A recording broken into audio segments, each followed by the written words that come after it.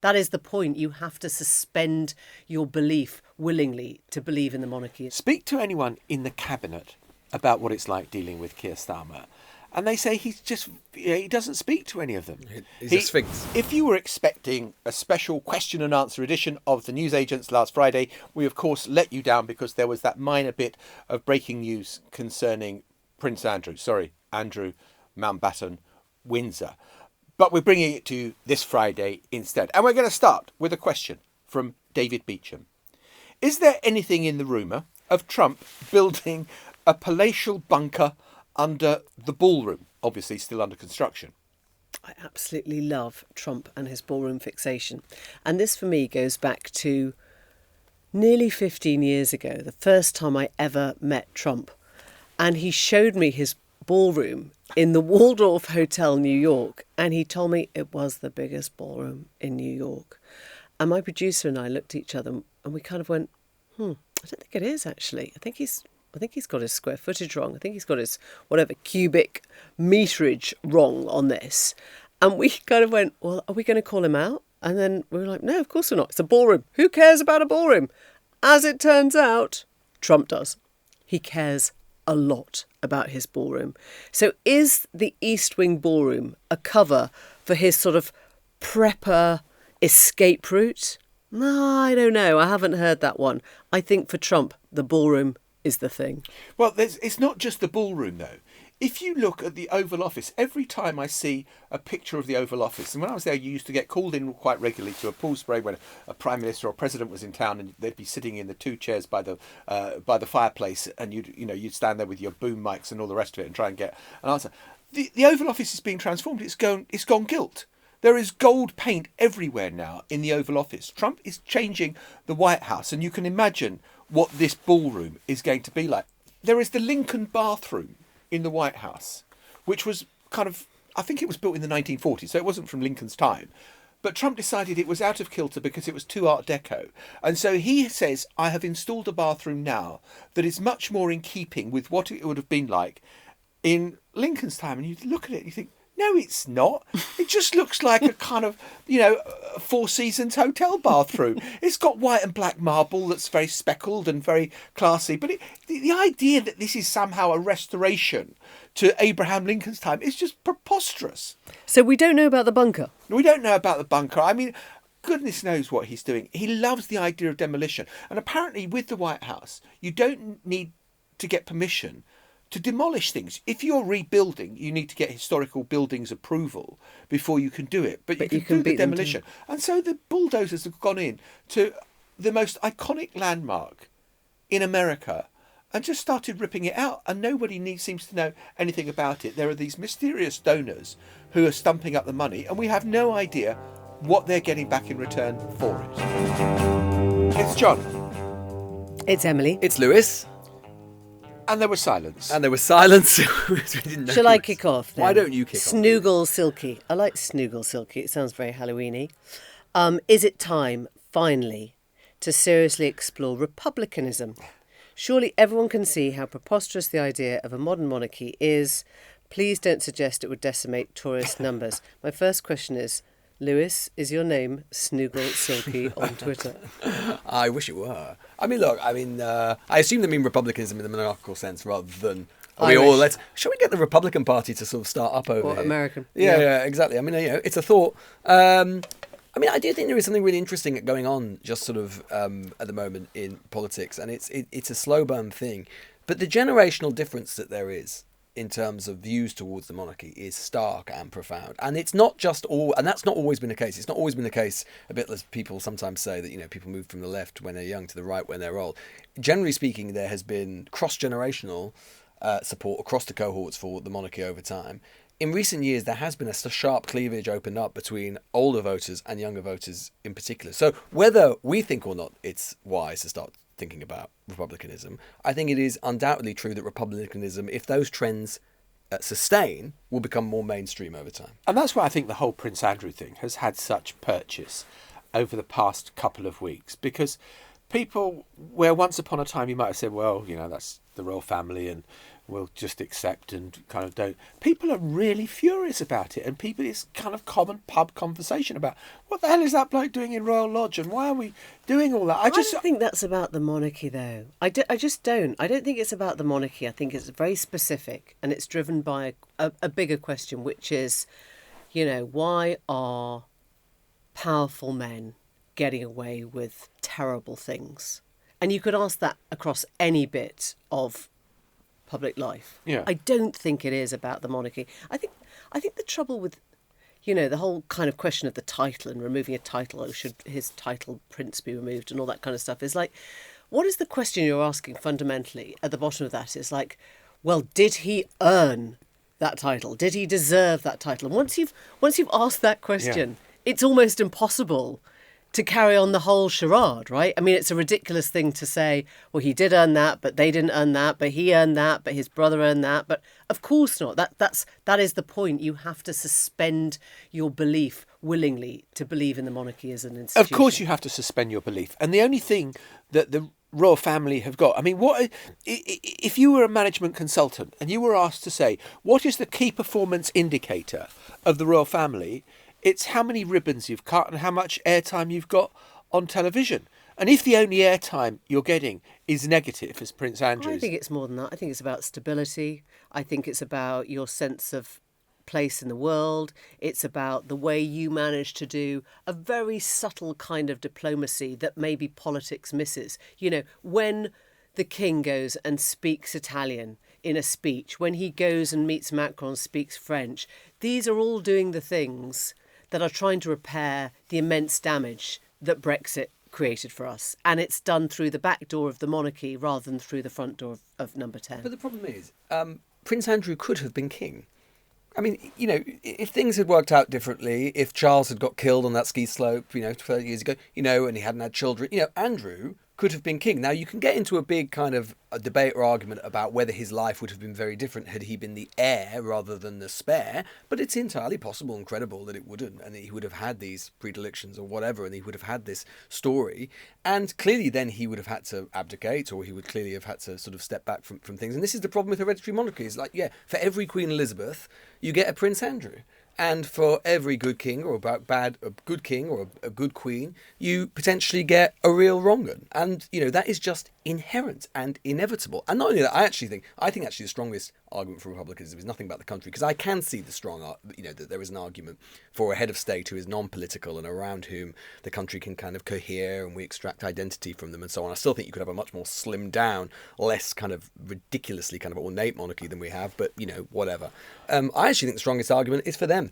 I think their lives are absurd. I think they live in a gilded cage where they have no freedom to decide anything that they want to do. I was reading a story today, so apparently that Prince Andrew, at one point was so helpless because, he has a cook following him everywhere he went that, he decided that this cook was going off on a sort of Christmas party or whatever, and he called them back because he was desperate to have a baked potato. Such is the kind of like infantile life. Yeah, I'm sure.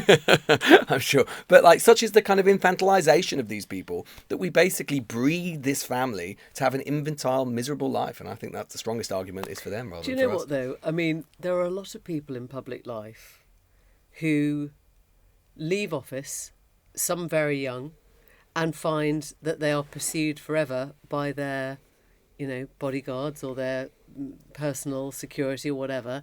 And they also have these incredibly trapped, gilded lives, right? I mean, It doesn't have But they chose to be there. They chose it. So, and the royals don't. Yeah. Yeah, that's a fair point. But I do think that on the stability front, they do give us something. And, you started at kind of when you kind of made the quip about, are we talking about a Republican Party? You think, well, would you rather have Donald Trump as your head of state or King Charles? Broadly speaking, I'm kind of happy with where we are at the moment. We'd have someone else. We'd have a British. I mean, maybe we'd have a Farage, but at least the public would have chosen him. Yes, but then there's the whole question. I think that once you take away the mystique, and if we talked about accountability and the kind of finances needed to be less opaque and there needs to be much more transparency. I think once you do that, though, what are you left with? You're left with this family that looks slightly dysfunctional, like many other families, but probably worse. And then you've kind of destroyed the mystique of it. I think if you're happy with the monarchy, I'm pro-monarchy. Yeah, I think if you're happy with the monarchy, you have to be happy with a gold piano. Yeah, exactly. And a castle and a palace. Carriage, it's like, and wait till flummery. they find out. Exactly. Wait till they find out about the palaces. Yeah, but except that loads of other monarchies don't operate that way, and they're very successful. So, like, you can find the Scandinavian monarchs cycling along the main street of Oslo or Stockholm. I'm not saying maybe we wouldn't want that. We probably wouldn't like that because we do for reasons I don't understand. I'm completely cold by the pomp and the pageantry. I find it. I hate it when people go, oh, and you've said this, John, and it annoys me, when you're like, oh, we do this so well. It's like, do what so well? Frippery and flummery and just putting people in stupid... Come on. Is that the best we can do in our country? I'm so pleased I turned up for this episode. I never realised this was going on. This is where we have it all out. Yeah. I'm going to say, I think it is very cohesive, actually. Well, apart from republicanism in Asia, yeah, exactly. Snoogle Silky, do you see what you've just started in here? Snoogle, you fiend. You fiend. I bet they work for another podcast. Let us move. Hi, John and Lewis and Emily.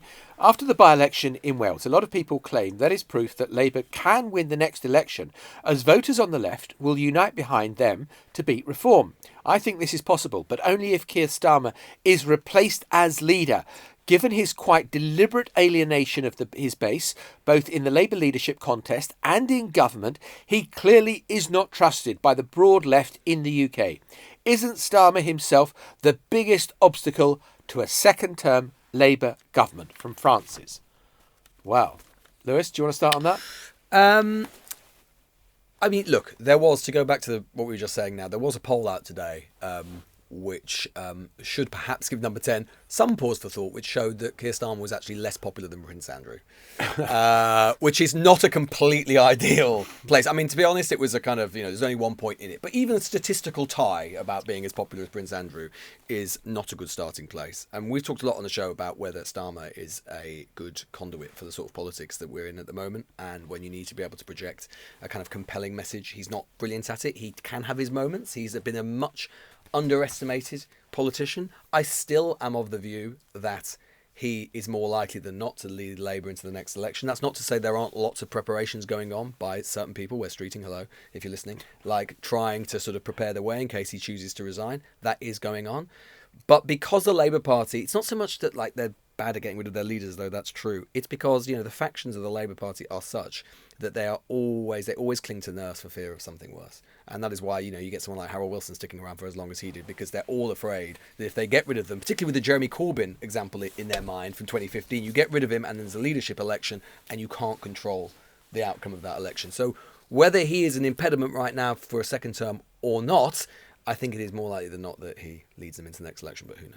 Yeah, I would just put on a warning of reading into the future too quickly, because it wasn't so long ago that Boris Johnson was telling us he was going to serve a 10-year premiership and he was going to win another term, and none of us thought that even sounded extreme or extraordinary. And I think he was gone within 4 months, 6 months after saying that, and the rest, as they say, is history.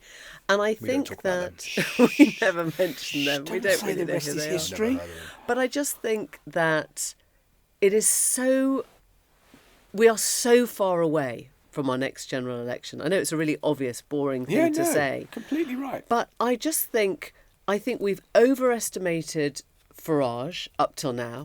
I think there is such a thing as kind of media momentum, where you feel if you're not joining the circus of everyone talking about the thing that might be about to happen, that somehow you feel like you're being left alone. And sometimes that is the worst place to be. You have to step back from the circus and say, actually, who is coming for him, right? Apart from the general public, who is actually coming for him within the party? Or who are the challengers who could technically do... We all thought that Gordon Brown was going to be replaced, didn't we? We all thought there was going to be a challenge to Gordon Brown. And there were, I think, 6 almost challenges to Gordon Brown.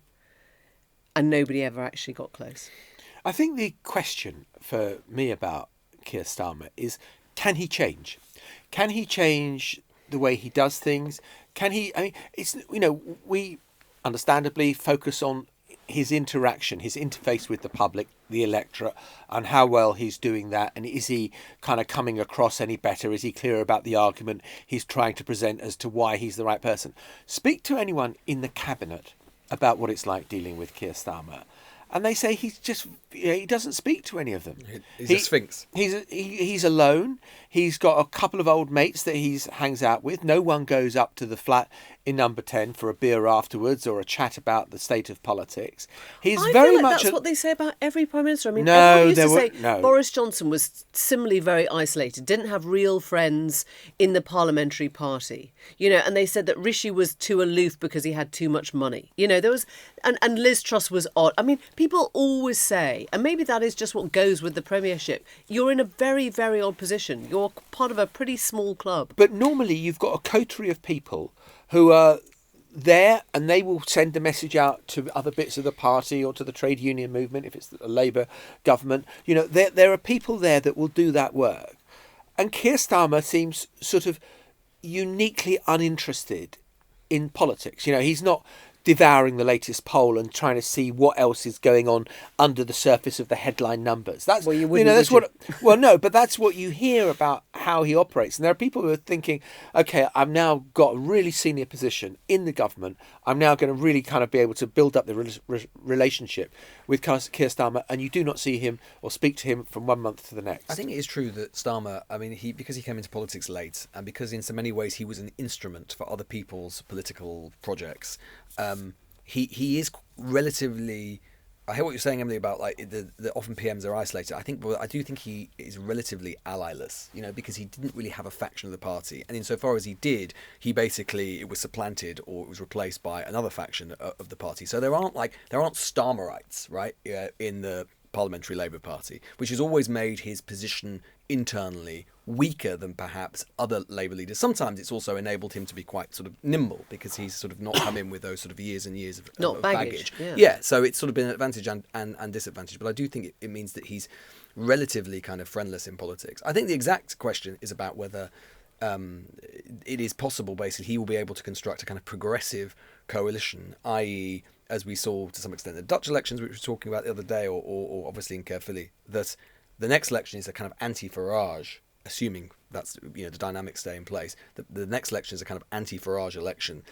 Given that he has such history with the left and he's so disliked by the left, can Labour maintain its position as the natural leader of the anti-Farage kind of bloc? I think that's an open question. And the only thing that I would be quite worried about at the moment, number 10, is if I do think the Polanski surge is potentially dangerous because, as we've seen, it doesn't require you to have loads of seats in Parliament to give the impression that you're dead, right? The Conservative Party has way more seats in Parliament than the Reform Party does. And yet the Reform Party, because of its leadership, its lead in the polls, has basically projected an idea that the Tory Party is dead and they are now the natural leaders on the right. If the Green Party, it's a big if. If the Green Party were to able to overtake Labour for a sustained period of time by a good margin, they could try and pull that trick off. Now, it's harder because they're in the government, Labour, so they're always going to have more advantage.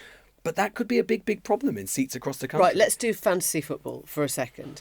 Is there a world in which the next election is won by a progressive coalition and the demands of, let's say, the Greens and the Lib Dems are, we will support you, but not with Keir Starmer as leader? Is there a world in which... Yes, I think that is absolutely... Yes, okay. Is there a world in which Polanski would ever become PM? No, because you'd have to have the number of seats. But you could imagine a world in which there was a deputy PM for either Davey or Polanski said on the show to me that he wouldn't work with Starmer. Now, did he say that? Could change. Yeah, so I mean, but he would work with Labour.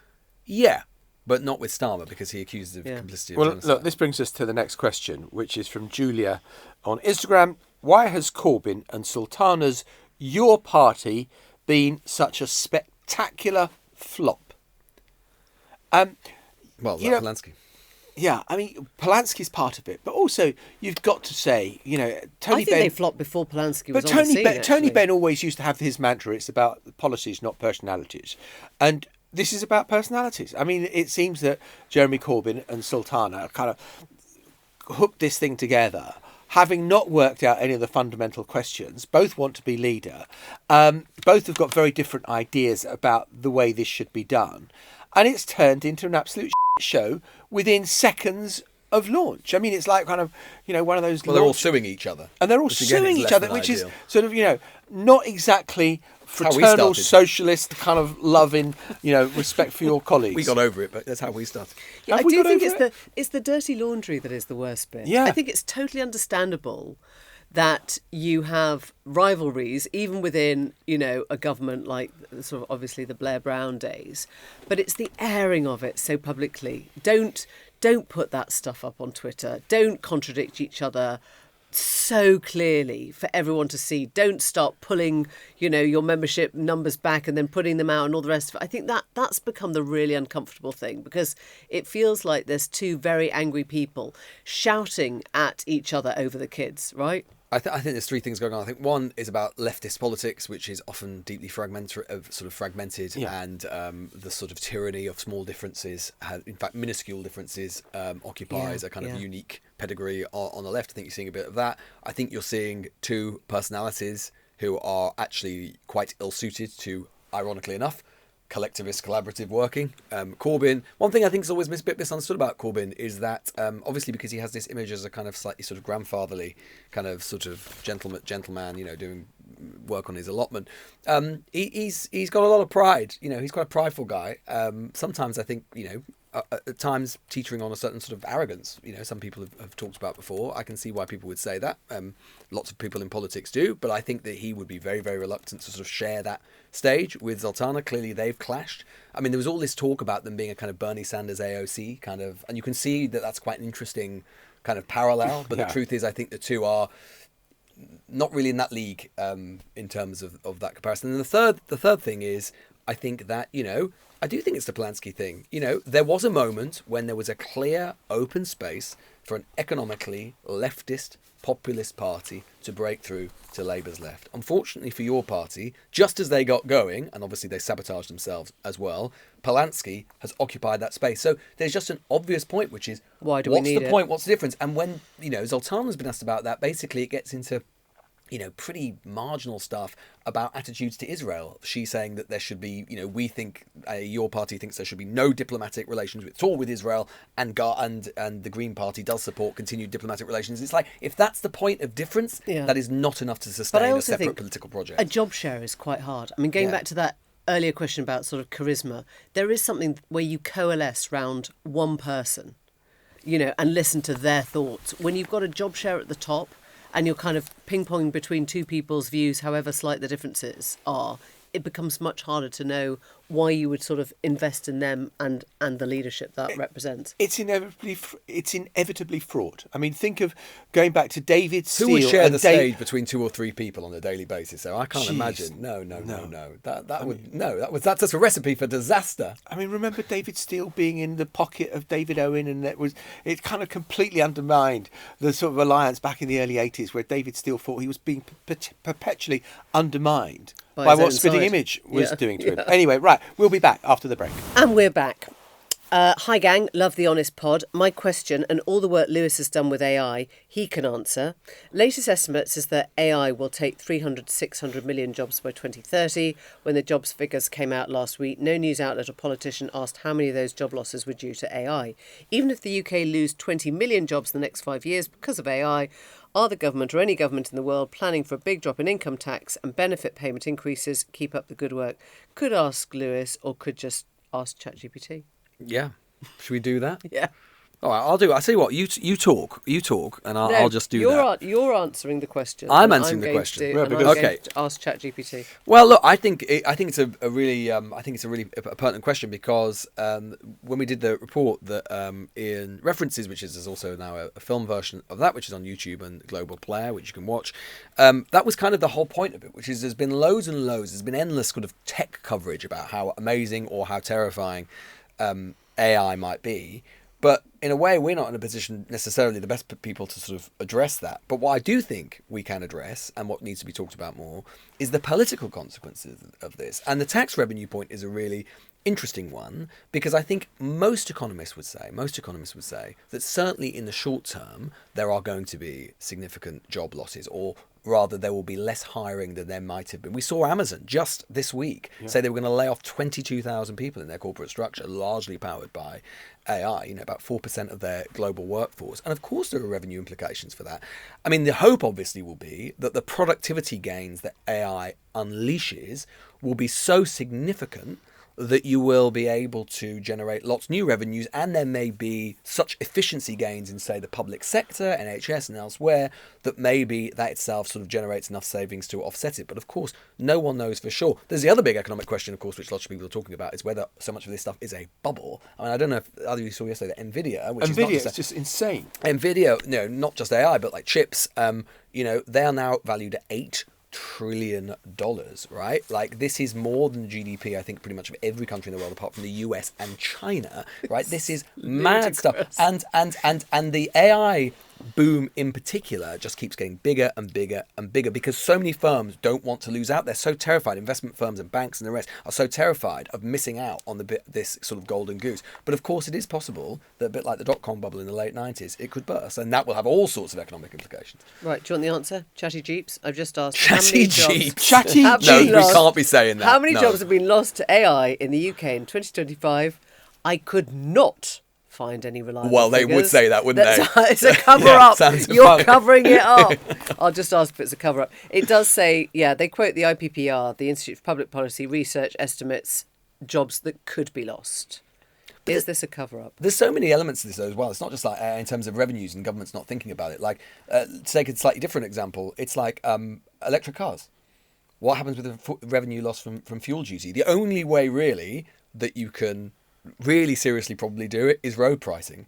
And no one wants to talk or even think about that. There's example after this. We're in this extraordinary new wave of technological development with so many political implications that politicians don't really want to engage. Well, also, I mean, going back to your point, Lewis, about the bubble, is that the fact of the matter is that we don't know whether AI, it looks like it's going to deliver a fundamental change and is going to be as anything as big since the internal combustion engine or whatever you want, or the internet. But we don't know yet what the impact is going to be, and that's why it could be a bubble, because if it doesn't deliver these dramatic changes, then huge numbers of people are going to have invested vast sums of money that we'll all end up paying for, that will make the 2008 financial crash seem quite genteel in comparison. So the only thing I'd say is that the dot-com bubble, which struck in 2000, was obviously not the end of either dot or com or the internet. So sometimes you can have the bursting of a bubble because we are not quite at the point of maximum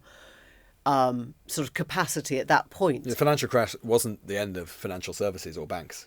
Exactly. You pick up and it happens again. So all that happened in 2000 was that the overvaluation had come too quickly. But now, look at what you're saying about NVIDIA, right? Nobody's kind of going, oh yeah, the internet never took off, did it?